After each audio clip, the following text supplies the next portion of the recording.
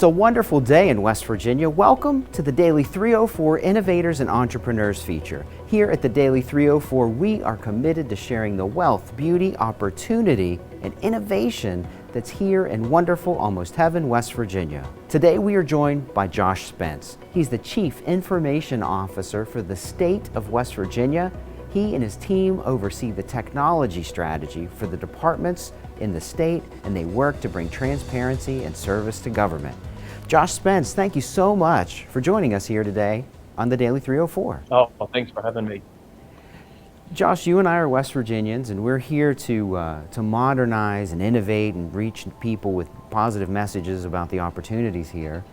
Folks are surprised about the tech surge that's happening in West Virginia from an economic development standpoint, from the leadership of the governor in bringing transparency and technology to services, and to your work, which is security, stability, and creating a higher service level for government. Can you talk a little bit about that and the industry trend you see in the state in technology? Yeah, absolutely. So I think one of the first things we want to acknowledge is that technology is absolutely woven itself into the fabric of all sectors, and it is how we operate, it is how we communicate, it is how we provide services, and government's no different. So here in West Virginia, we want to keep moving forward and leveraging technology to ensure that we're providing government services both effectively and efficiently, but also in a medium or in a format that the citizens expecting. So we've got a lot of exciting things happening here. You think about government maybe being behind the times, and that's where we're wanting to change it. We don't want to ask the citizen of the state to have to fax a form in when right now you could get on a phone and buy a car or take a mortgage out on a house. So that's a big transformation we're taking on here in West Virginia, and we're looking for great people to help us along that path. Josh, tell me a little bit about how technology's changed so much because of the pandemic. What's the work environment like? Is it totally remote? Is it hybrid? What can people expect when they're working for the state now? Yeah, that's a great question. That was a silver lining for our agency, in that we were able to prove that a hybrid work environment is actually completely feasible, and there's a lot of benefits to it. So we have gone to that for an agency, and in the vast majority of our positions have telework as an option.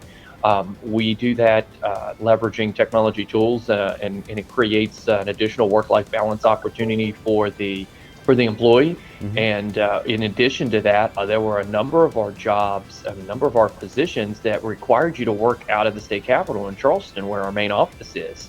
We are no longer beholden to that. So that's opened up opportunity for jobs that, again, were restricted to just being in one part of the state. They can be all over the state, and we've already been hiring people in those positions that now live in the Eastern Panhandle and all the way up north. So great opening of career and opportunity for those that are looking to work for our agency. Well, that's wonderful. Wheeling to Welch, Martinsburg, Domingo County, let's apply for these technology jobs and help support the government and create better services and do great work with West Virginia. You told me a story recently of someone that left state government and came back. Could you talk to me a little bit about that and that balance that they were looking for and why they came back?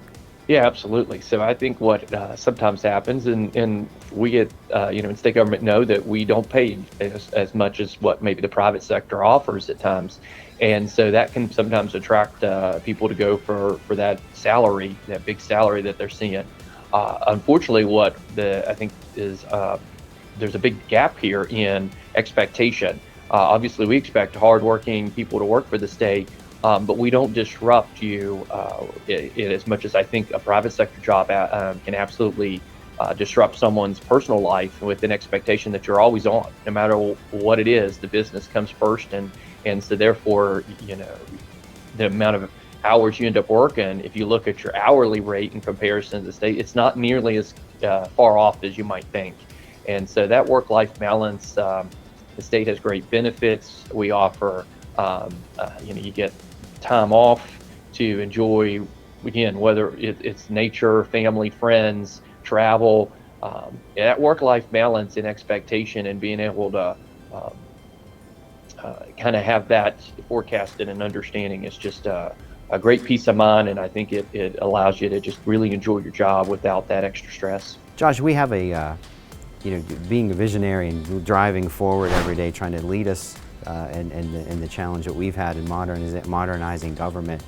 Talk to me a little bit about something that is your driver. What's the thing that gets you out of bed in the morning, that keeps you going, keeping you facing those obstacles and going over, around, or through them? What kind of advice would you give for folks that want to work in technology in anywhere, let alone in one of the almost heaven, West Virginia?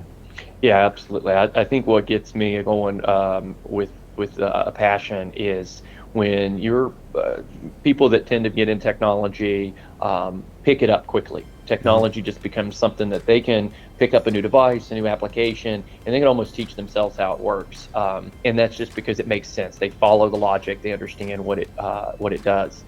That is what I call digital proficiency, and being able to understand technology capability. But then where that comes in handy is you can take it beyond the capability and you can say, hey, I can solve your problem with this. I can make your job easier with this. We can make the service better by leveraging this way.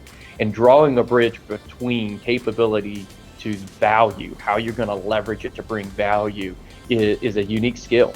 And I think anyone who can naturally do that, and then I think it's a skill that you can absolutely develop, I think is a very, very important skill, and it's only going to become more important as we move forward into leveraging technology and bringing emerging technology into industry.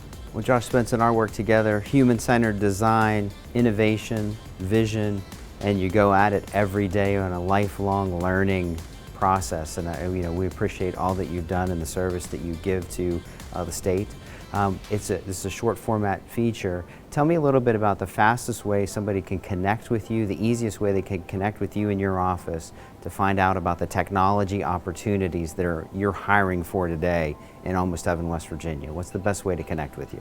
Yeah, you can connect with us on our website, and you can also connect to us through the job postings site, and then either direction, and we will get your information. And we want to we want people to reach out. We want them to, even if it's just asking questions and you want to understand more about it because you're maybe interested but you're not quite sure if you want to apply yet, reach out. We want to have those conversations. We want to make sure we're answering questions and getting the word out. We're on the move, and we want you to consider coming to help us do that.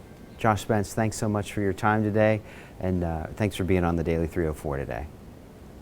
Thank you very much. And thank you for watching. If you're interested in the technology field in West Virginia, go to westvirginia.gov, click Thriving Industries, and you're going to see all of the private companies that are here in West Virginia in the cybersecurity, software development, and technology industry.